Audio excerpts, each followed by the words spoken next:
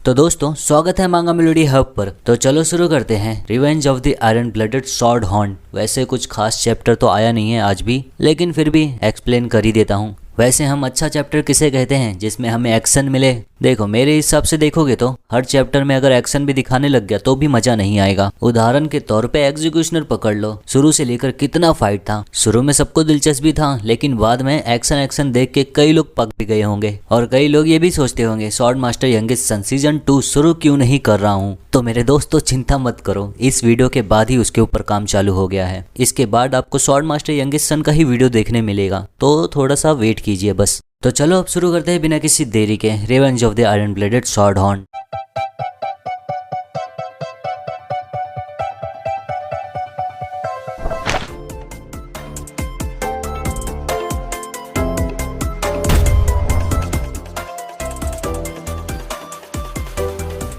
तो जैसा कि हमने देखा था, पिगी को नोबल्स आकर सताते हैं और उसे पंच मारने जाते हैं। उतने में ही टूडोर आता है और उसका पंच रोकता है। पीछे से सैंचो आकर उसका सर पकड़कर बोलता है, अगर तुझे लड़ना है तो तू गलत शख्स को चुना है। पिगी टूडोर और सैंचो को देखकर हैरान रहता है कि ये दोनों उसकी मदद करने आए हैं, और उतने में ही पीछे से वैकेर आ जाता है तो थोड़ा और हैरान हो जाता है। फिर टूडोर लिवाइथन्स को बोलता है, तुम लोगों का हिम्मत हुआ मेरे दोस्त पर हाथ लगाने का। दोनों ग्रुप आमने सामने खड़े रहते हैं। ग्रेनुली टूडोर को देखकर बोलता है, तुझे देखने के बाद तू किसके साथ में घूमता है, पता चल गया तो कितना गिरा हुआ है, और तेरे दोस्तों पे नजर डालने के बाद ये भी पता चल गया तेरा कितना कीमत है। टूडोर बोलता है, ग्रेनुली क्या तू भूल गया कि हम एकेडमी में हैं? नोबल्स और कॉमनर्स को यहाँ अलग नहीं माना जाता। ग्रेनुली बोलता है, भले ही तू गुस्सा है, तू क्या कर लेगा इस चीज का? नाइट हॉर्न का जो हादसा हुआ था उसमें तो तू कुछ कर नहीं सका। टूडोर बोलता है, मैं सोया हुआ था। फिर ग्रेनुली के दोस्त मास्क लगाते हैं और ग्रेनुली जहरीला धुआं छोड़ते हुए बोलता है, हारने वालों के पास हमेशा बहाने होते हैं। अगर मैं वहाँ होता तो नाइट हॉर्न को मैं पकड़ लेता। पिगी टूडोर देखते हैं तो उनकी तरफ जहरीला धुआं आ रहा है। उन दोनों सोच में पड़ जाते हैं, क्या है ये?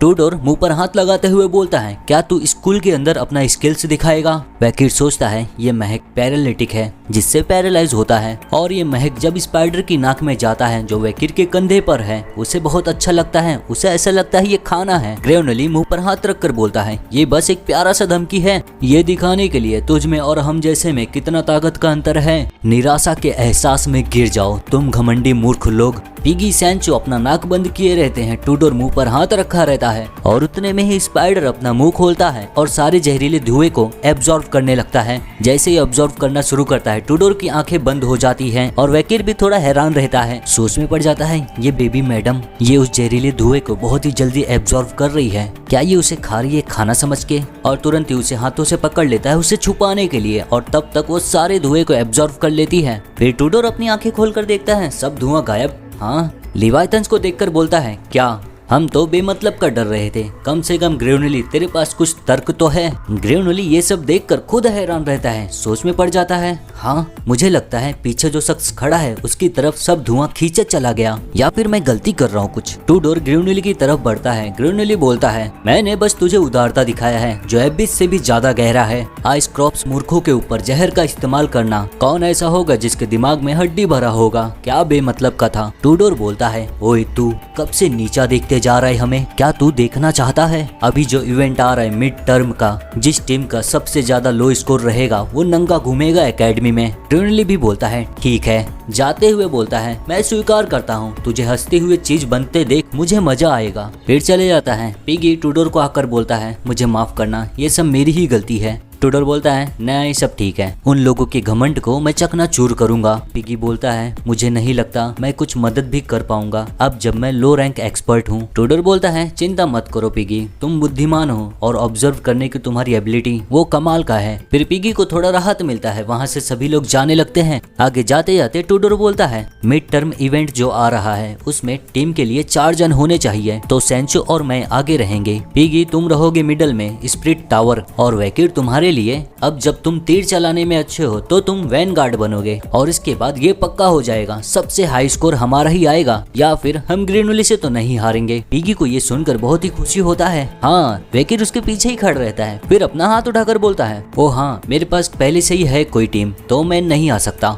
ये सुनकर पिगी दंग हो जाता है। टूडोर बोलता है, क्या? वेकिर बोलता है, मैंने बोला मेरे पास पहले से ही है कोई टीम, उसमें जाना है मुझे। पिगी बोलता है, क्या तुम उस चीज का कुछ कर नहीं सकते? वेकिर बोलता है, वादा ज्यादा जरूरी है। तीनों जन ये सुनकर पूरी तरह दंग हो जाते हैं। तीनों के मन में एक ही चीज चलता है, वेकिर हालात को तो पढ़ने की कोशिश करो, और वेकिर सिर्फ देखता रहता है। उसके बाद कुछ ही दिन में इवेंट आ जाता है। अरीना में देखते हैं हम सभी लोग शोर मचाते रहते हैं क्योंकि डॉलर्स का टीम आ रहा है। सभी लोग जोर जोर से चिल्लाते रहते हैं, डॉलर्स इस साल बहुत ही कमाल की लग रही हो तुम, कोलोसियो के लिए शुभकामनाएं, कैपिटल का गौरव। कोलोसियो एकेडमी का मिड टर्म दिखाया जाता है बाहर। मिड टर्म में 3 सब्जेक्ट होते हैं। पहला है टीम का डिफेंस इवैल्यूएट, दूसरा है एक अकेले का टेस्ट, वो भी ऑफेंस, और तीसरा है थियरी एग्जाम। आज के डिफेंस टेस्ट में इस्तेमाल किया गया है होलोग्राम मैजिक, जिससे अरीना के अंदर मैनिफेस्ट किया गया है एक डंजन को। टीम के खिलाफ रहेंगे डमी मॉन्स्टर्स जो बनाए गए हैं होलोग्राम मैजिक से। दी मैजिक शील्ड, जिससे स्टूडेंट्स के शरीर का रक्षा होगा और उन्हें एक हिसाब से झटका मिलेगा, और उन सभी का स्कोर किसी बोर्ड पर जो दूर है वहाँ सामने लिखा जाएगा। स्टूडेंट्स पार्टी बनाएंगे 4 लोगों का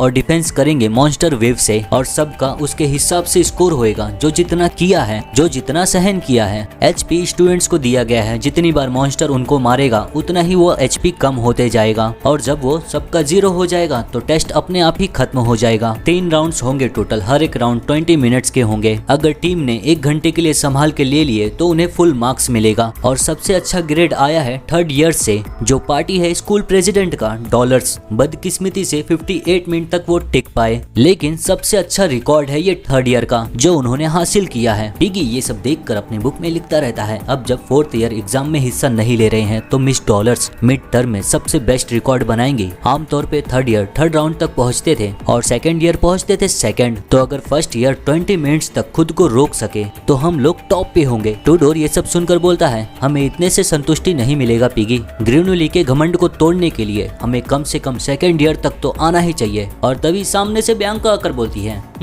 तुम लोगों के पास मैं हूँ तो कोई दिक्कत तो नहीं होगा, बस तुम लोग टैंक का किरदार अच्छे से निभाना ताकि मॉन्स्टर मेरे पास ना आए, और मैं तुम लोगों के लिए सारे मॉन्स्टर को मारूंगी। ये सुनकर टूडोर बोलता है, बियांका, टीम वर्क का मतलब ये नहीं है कि तुम एक प्रिंसेस हो और हम तुम्हारे स्लेव हैं। मेरा नंगा शरीर दांव पर लगा है, तो प्लीज ईमानदारी से प्रतिनिधि करना। बियांका बोलती है, मैं भी तुम्हारे नंगे शरीर को नहीं देखना चाहती, अगर ऐसा हुआ तो मेरी आंखें सड़ जाएंगी, तो तुम अच्छे से करना टूडोर। सैंचो बोलता है, तुम दोनों हमें अरीना में दुश्मनों से लड़ना है, और टूडोर और बियांका का एक दूसरे से बिल्कुल नहीं जमता। ये देखकर पिगी सोचता है, टूडोर और बियांका का अच्छे से नहीं जम रहा है। आसमान में देखकर बोलता है, वेकीर क्यों दूसरे ग्रुप में गए? फिर वेकीर को देखते हैं, अपनी टीम को बोलता है वो, मुझे पसंद नहीं अगर मुझ पे सब लोग ध्यान दे तो। मुश्किल चीजें हो गई हैं और मुझ पे ध्यान आ गया है, ये बुरा होगा अगर मुझ पे और ध्यान आया तो पागलों की तरह कुछ भी करो जिससे मेरा कुछ भी लेना देना नहीं। और वेकीर के टीम में है ट्रिपल एट्स, तीनों एक साथ में बोलते हैं, माइलीज हम आपकी रक्षा करेंगे, हम ऐसा करेंगे कि आपको कुछ भी नहीं करना होगा। पहला है हाई ब्रो 3rd रैंक, दूसरा है मिडिल ब्रो 4th रैंक, और तीसरा है लो ब्रो 5th रैंक। तीनों जन के मन में यही चलता है, माइलीज से हमें हमारा पहला मिशन मिला है, हमें अच्छे से करना होगा। और ये सब टूडोर, पिगी, सैंचो देखते रहते हैं। फिर आता है ग्रेनुली, टूडोर को देखकर बोलता है वो कमीना टूडोर, उसने अपने कॉमनर फ्रेंड को निकाल दिया और अपने टीम में लिया बियांका को जो एसर फैमिली से है। उसने वो किया जो जीतने के लिए करना चाहिए था, लेकिन जीतना फिर भी नामुमकिन है हमारे खिलाफ, क्योंकि हमने भी अपनी टीम में किसी ऐसे को ही लिया है। पीछे से वही आकर बोलती है ग्रेनुली को,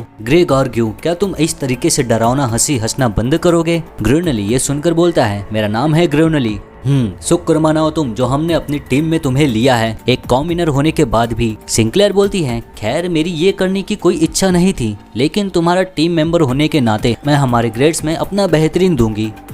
ग्रेगॉर्ग्यू, ग्रेनुली चिल्लाकर बोलता है, मेरा नाम है ग्रेनुली। सिंक्लेयर सोचती रहती है, मैं सोच रही हूँ वेकीर कौन सी ग्रुप में गया है, और ग्रेनुली के दोनों साथी सिंक्लेयर को ही देखकर चिंता में रहते हैं। ग्रेनुली आगे बढ़ते हुए बोलता है, जो भी हो 1st ईयर में हम टॉप पे आएंगे, और ये ग्रुप है 69, फिर ग्रुप 108 जो है वेकीर का ग्रुप, उसके बाद ग्रुप नंबर 109 जो है टूडोर का ग्रुप। बोलता है टूडोर, चलो ठीक है, सब लोग तैयार हो जाओ। और 1st ईयर के सभी ग्रुप्स आगे बढ़ते हैं अपने एग्जाम के लिए। फर्स्ट ईयर मिड टर्म यहाँ से शुरू होता है और यहाँ पे खत्म होता है ये चैप्टर। वीडियो पसंद आई हो तो लाइक जरूर करना। मिलते हैं अगली वीडियो में।